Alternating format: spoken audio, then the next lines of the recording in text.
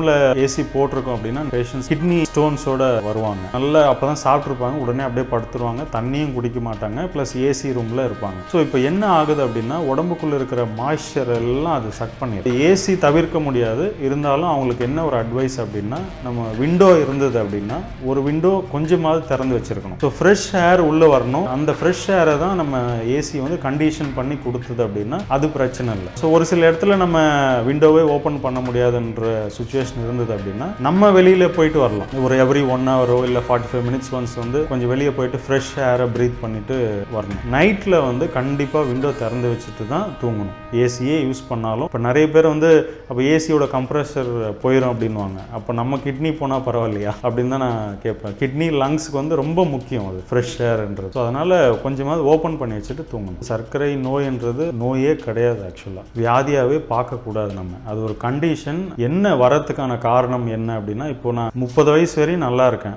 31வது வயசில் எனக்கு sugar levels அதிகமாகுது அப்படின்னா இப்போ 30 வயசு வரைக்கும் யார் கண்ட்ரோல் பண்ணிட்டு இருந்தாங்க, இப்போ ஏன் கண்ட்ரோல் ஆகலை, அதுக்கான காரணத்தை அறிஞ்சு அந்த காரணத்தை சரி பண்ணுறது தான் வந்து சரியான வைத்திய முறையை தவிர எனக்கு 31வது வயசில் எனக்கு சுகர் வந்தது, டாக்டர்கிட்ட தீர்வு கிடைக்கும்னு சொல்லிட்டு டாக்டர்கிட்ட போய் மெடிசன் சாப்பிட்டு நான் கண்ட்ரோல் பண்ணுறேன்றது என்னை பொறுத்த வரைக்கும் அது பெரிய பைத்தியக்காரத்தனம் தான் சொல்லலாம். காலையில் வேலை அட்லீஸ்ட் ஒரு வேலையாவது சமைக்காத உணவு சாப்பிடணும். சமைக்காமல் எந்த ஒரு மாவையும் சாப்பிட முடியாது.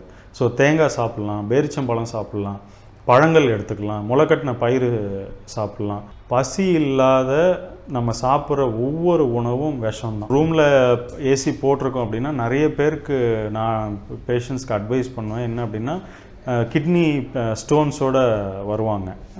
ஸோ அவங்க என்ன அப்படின்னா நான் நல்லா அப்போ தான் சாப்பிட்ருப்பாங்க, உடனே அப்படியே படுத்துருவாங்க, தண்ணியும் குடிக்க மாட்டாங்க, ப்ளஸ் ஏசி ரூமில் இருப்பாங்க. ஸோ இப்போ என்ன ஆகுது அப்படின்னா உடம்புக்குள்ளே இருக்கிற மாய்ஸ்சர் எல்லாம் அது சக் பண்ணிடும்.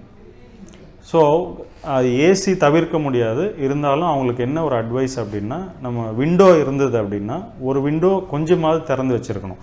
ஸோ ஃப்ரெஷ் ஏர் உள்ளே வரணும். அந்த ஃப்ரெஷ் ஏரை தான் நம்ம ஏசி வந்து கண்டிஷன் பண்ணி கொடுத்தது அப்படின்னா அது பிரச்சனை இல்லை. ஸோ ஒரு சில இடத்துல நம்ம விண்டோவே ஓப்பன் பண்ண முடியாதுன்ற சுச்சுவேஷன் இருந்தது அப்படின்னா நம்ம வெளியில் போயிட்டு வரலாம். ஒரு எவ்ரி 1 ஹவரோ இல்லை 45 மினிட்ஸ் ஒன்ஸ் வந்து கொஞ்சம் வெளியே போயிட்டு ஃப்ரெஷ் ஏரை ப்ரீத் பண்ணிவிட்டு வரணும்.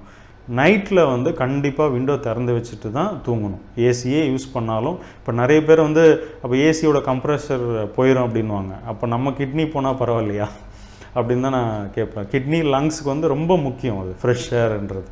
ஸோ அதனால் கொஞ்சமாவது ஓப்பன் பண்ணி வச்சுட்டு தூங்கணும்.